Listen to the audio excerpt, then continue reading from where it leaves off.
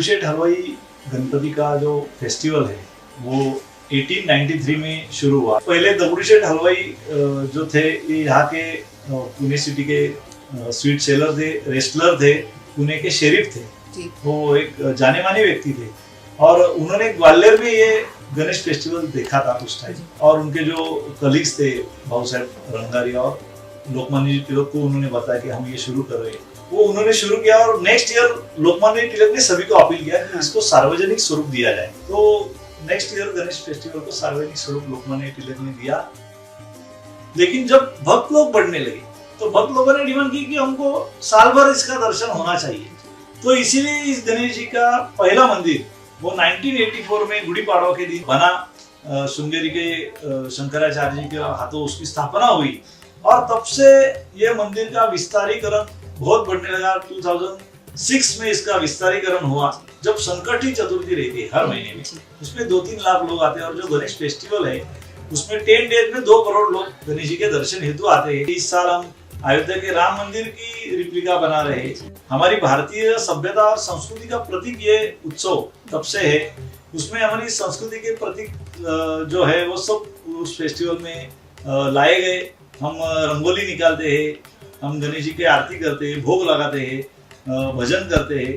वो प्रोसेशन में हमारे बैंड लगाते हैं, कुछ अलग वाद्य लगाते हैं, ढोल ताशा लगाते हैं, ताकि हमारी परंपरा जो है वो ये मूलतः ये उत्सव धार्मिक है। गणेश जी दगड़ूशेठ के नाम से जाने जाते हैं। दगड़ूशेठ जी के गुरु आध्यात्मिक गुरु थे माधवनाथ जी महाराज को एक छोटा बेटा था, वो प्लेग की बीमारी में उस टाइम वो गुजर गया 1893 के बाद। उन्होंने सांत्वना करते हुए वाइफ को कहा, दगड़ूशेठ जी के जो लक्ष्मीबाई उनका नाम था, उनके वाइफ की सांत्वना करते हुए सदगुरु माधवनाथ महाराज जो इंदौर से आए थे, उन्होंने कहा कि जो हुआ है वो बदल नहीं सकते, लेकिन अभी आपने गणेश जी की स्थापना की है, वैसे एक दत्त भगवान की स्थापना कीजिए।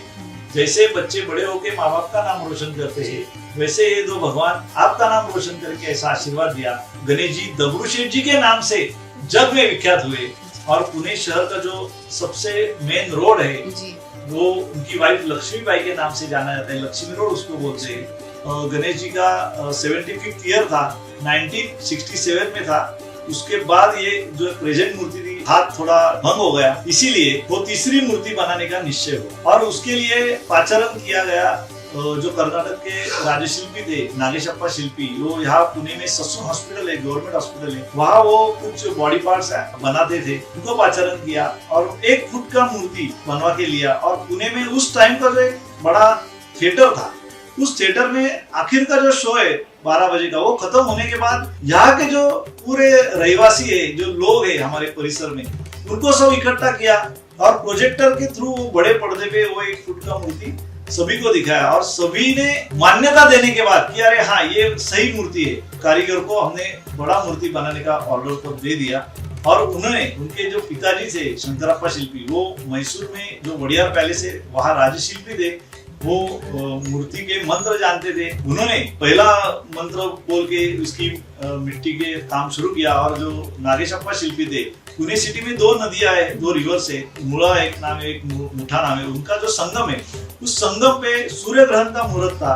उस सूर्य ग्रहण के मुहूर्त पे हाथ में गणेश यंत्र लेके उन्होंने 4 घंटे पानी में तपस्या की और यंत्र सिद्ध करने के बाद वैसे ही जाके मूर्ति के पेट में उन्होंने रख दिया और बोला कि इस मूर्ति के रिचुअल्स इसमें खंड नहीं पड़ना चाहिए।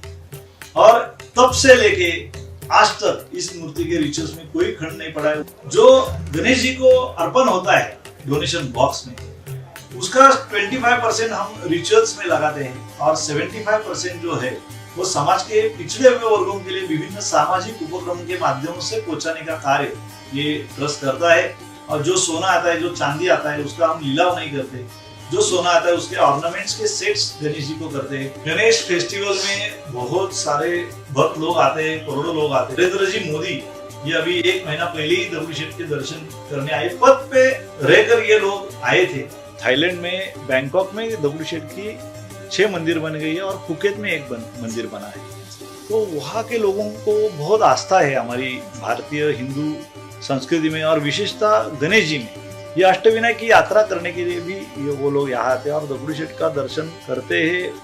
और वहाँ उन्होंने मंदिर किए। जैसे यहाँ मंदिर में डेली शेड्यूल रहता है, रिचुअल्स रहते हैं, भोग लगता है, वैसे सेम वो लोग करते हैं।